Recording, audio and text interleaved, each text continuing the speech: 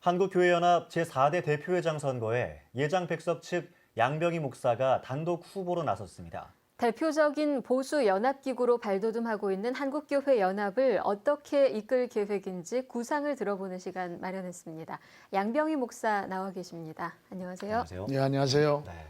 한교연 4대 대표회장 선거에 도전하시는데 먼저 어떤 각오로 나오셨는지 듣고 싶습니다. 한국교회가 사실 너무 혼란합니다. 그리고 너무나도 분열이 되었습니다. 한국교회 연합이 출발할 때 함께 했던 저는 그때 제가 첫 설교를 눈물로 했던 그런 기억이 있습니다. 이제 한국교회 연합운동이 어떻게 나가야 할 방향을 정확히 인지하고 있었고 또 그때의 초심을 지금까지 기억하고 있습니다. 이제 한국교회의 연합과 방향을 반드시 바르게 제시하는 데 역점을 두겠습니다. 네, 말씀하신 것처럼 한국교회가 지금 굉장히 어려운 상황인데요. 이런 상황에서 한교연이 어떤 역할을 감당해야 한다고 생각하십니까? 한국교회는 지금보다 훨씬 어렵고 혼란한 시기에서도 권력이나 압제에 굴하지 아니하고 기독교만의 목소리를 분명히 주저함 없이 냈던 우리 기독교입니다.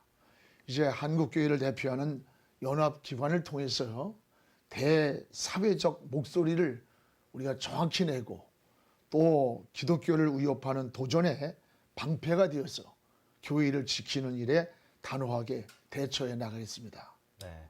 평소 남북 문제에도 관심이 많은 걸로 알고 있는데요.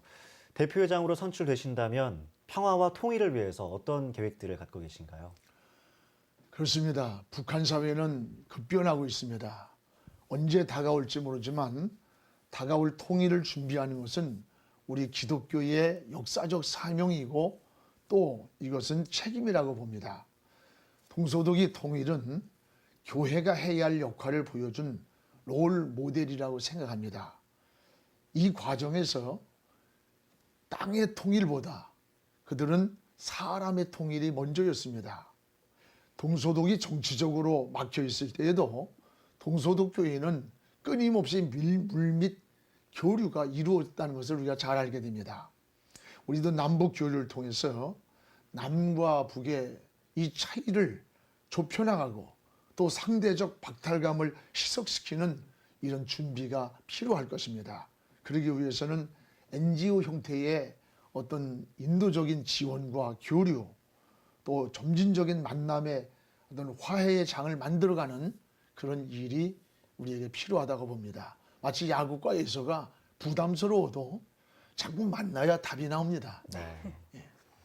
예, 그 한교연은 과거 한기총에서 갈라져 나온 연합기구잖아요. 그래서 한국교회가 이제 분열보다는 연합을 이루기 위해서는 한기총과 한교연도 다시 하나가 돼야 한다는 의견도 있습니다. 어떻게 생각하십니까?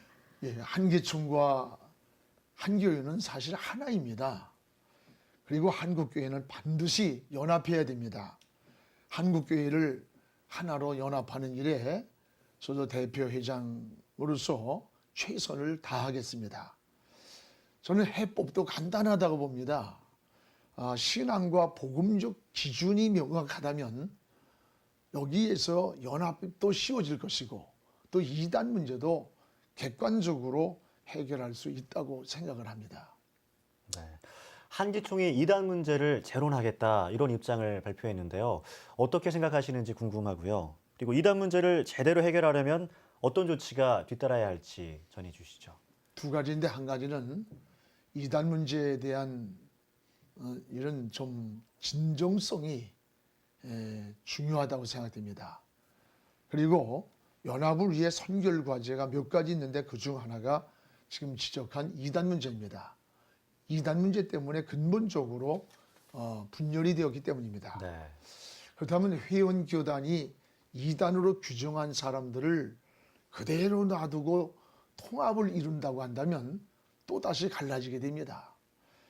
그러나 한기총이 이단 문제를 잘 매듭짓는다면 통합에 크게 문제가 될 수 없다고 봅니다. 이단 문제를 다루려면 먼저 이단으로 규정된 교단이 있습니다. 네.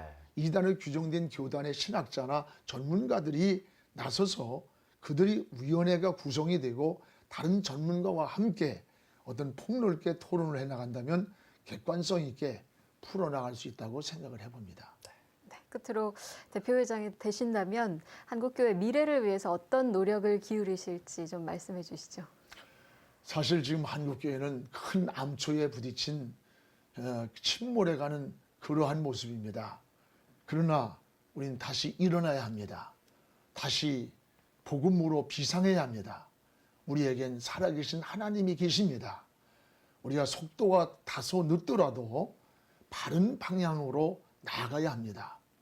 다른 대안을 찾으려고 하지 말고 지름길이 없다고 하는 반듯한 길을 걸어간다면 여기에는 분명히 답이 있다고 봅니다. 또 분명한 대안과 방향을 잘 제시할 선장의 인솔 아래 우리가 같은 뜻을 모으고 힘을 모아야 할 때가 바로 지금이 아닌가 생각합니다. 네, 목사님 오늘 나와주셔서 감사합니다. 네, 감사합니다.